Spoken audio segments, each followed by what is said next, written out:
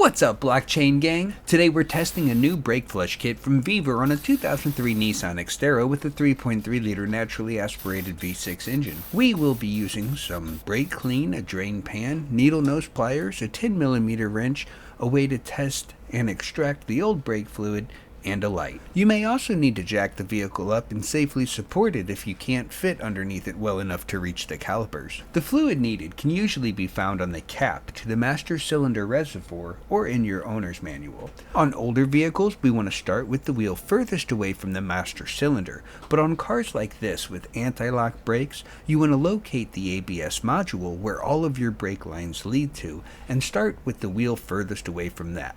This one happens to be on the driver's side to the right of the master cylinder, but this changes depending on the vehicle. Before you open up the reservoir, it's a good idea to clean it with a dry rag or with the help of some brake clean. You don't want to use water because that will contaminate fresh brake fluid. Once I get the cap off, I'm going to pull out the screen with some needle nose pliers and test the brake fluid with this electronic device that says the fluid is still good, but there's not enough fluid to fully submerge both prongs of the tester. Next, I'm going to suck out as much of the old brake fluid as possible and just look at how nasty this stuff is. Then I'm going to clean out the filter I pulled out of the reservoir as best as I can.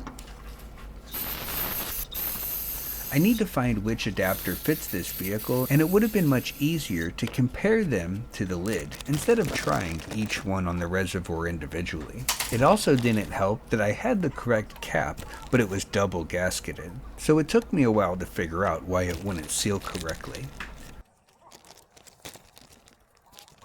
Finally, I'm going to drop in about 45 ounces or 1300 milliliters of brake fluid, pump up the jam, and we're ready to flush some brakes.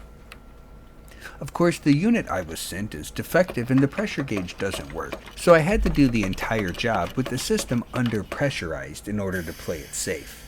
Time to crawl under the rear passenger wheel, rip off the rubber nipple with those pliers, break the bleeder screw loose, and attach the waste collection bottle from the kit. Then we wait for about 5 minutes until the fluid coming out matches the color of the fluid we're putting in.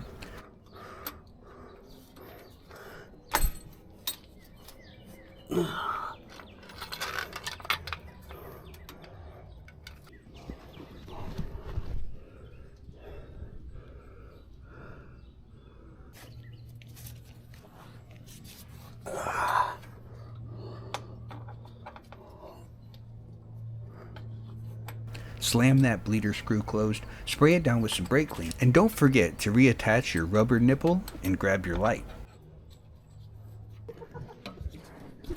Between wheels, it's a good idea to check your fluid level and pressure if you have a unit that actually works, to keep it pressurized and working at maximum efficiency.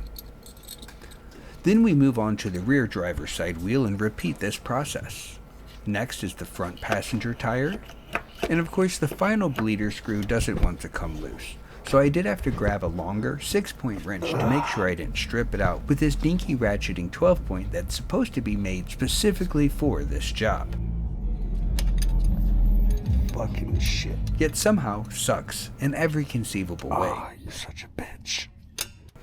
Finally, we need to release the pressure with the relief valve before disconnecting the bleeder, replacing the filter and cap, and disposing of our used brake fluid responsibly. Thank you for watching. Don't forget to like the video if this helped you, and I hope you have the day you deserve.